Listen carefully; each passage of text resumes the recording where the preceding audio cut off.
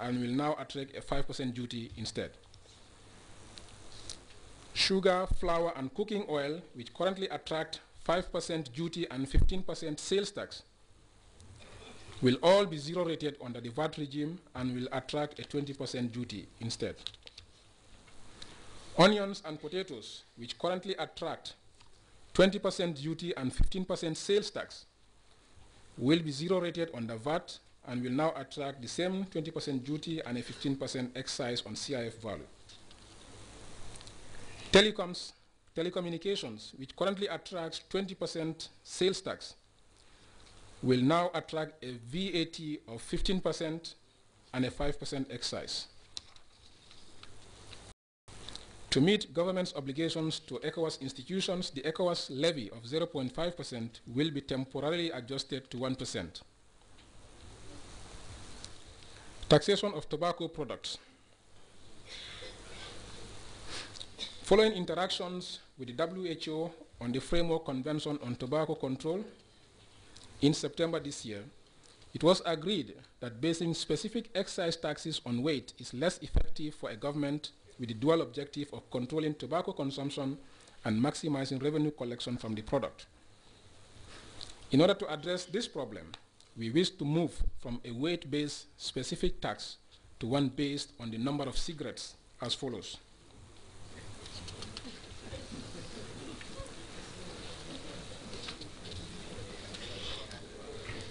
A $5 per pack excise tax on cigarettes from 2013, which will increase to $7 per pack in 2015.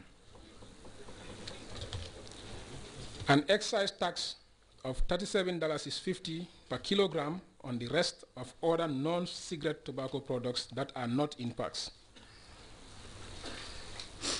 In conclusion, Honorable Speaker, the government of the Gambia remains committed to maintaining and improving the socio-economic conditions of all citizens. As we are only 3 years away from the 2015 MDG target date, special attention will be paid by government to ensure that investments are scaled up in the areas that are still major challenges for the Gambia, namely the health and poverty targets.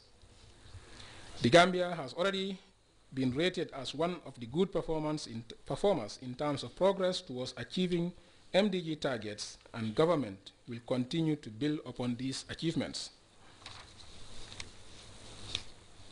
Resource mobilization efforts to finance the page are still ongoing, and I would like to seize this opportunity to call on our partners and private sector operators here and abroad to come forward and invest in infrastructure, education, agriculture, tourism, health, and energy. As the government recognizes the efforts of all citizens in nation building, we continue to urge Gambians to redouble their efforts in order to speed up the country's national development aspirations aimed at achieving all our medium and long-term objectives. The government of the Gambia continues to explore avenues to improve its domestic revenue mobilization efforts. The introduction of the value-added tax in 2013 aims to broaden the tax base, and the Gambia Revenue Authority is hereby tasked to work assiduously towards improving the compliance rate of taxpayers.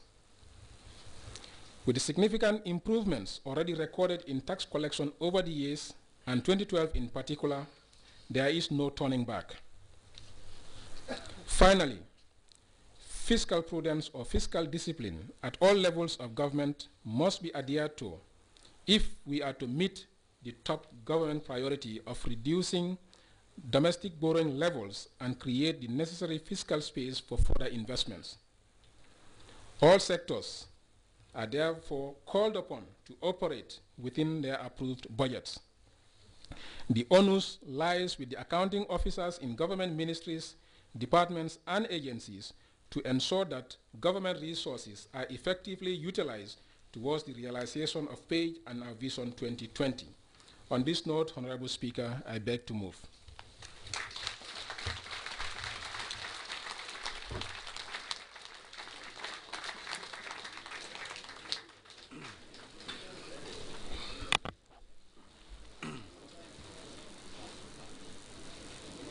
Honorable Minister, thank you very much Only to say, I think one portion of your intervention drew the attention of the whole audience, and that is why a few people did not clap.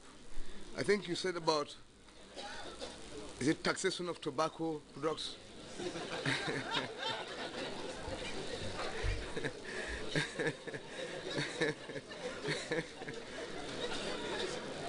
Okay. Thank you very much. Thank you, Honorable Minister, for this presentation.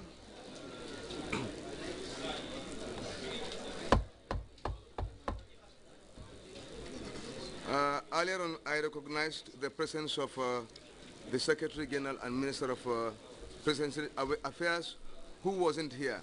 But he still is here, we're correct, because he is being represented by the Secretary to Cabinet. So, Mr. Secretary to Cabinet, we recognize your presence and welcome.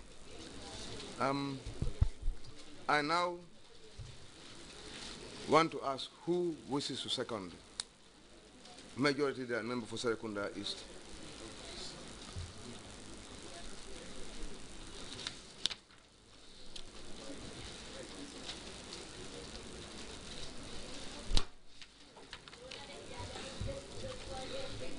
Thank you, Honorable Speaker. I rise to second the motion on the Appropriation Bill 2013.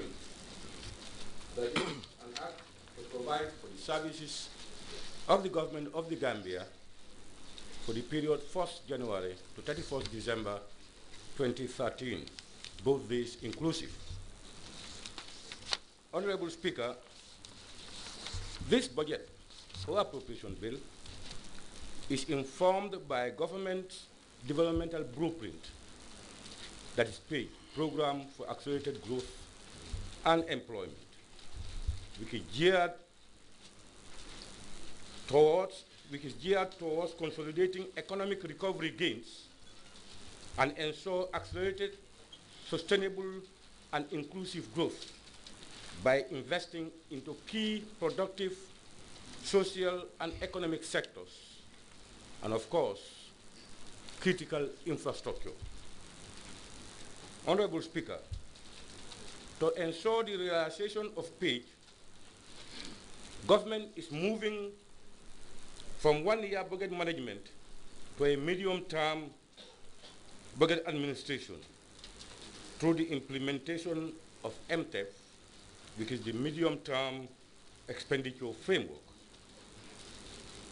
In this regard, government prepared its first budget framework paper,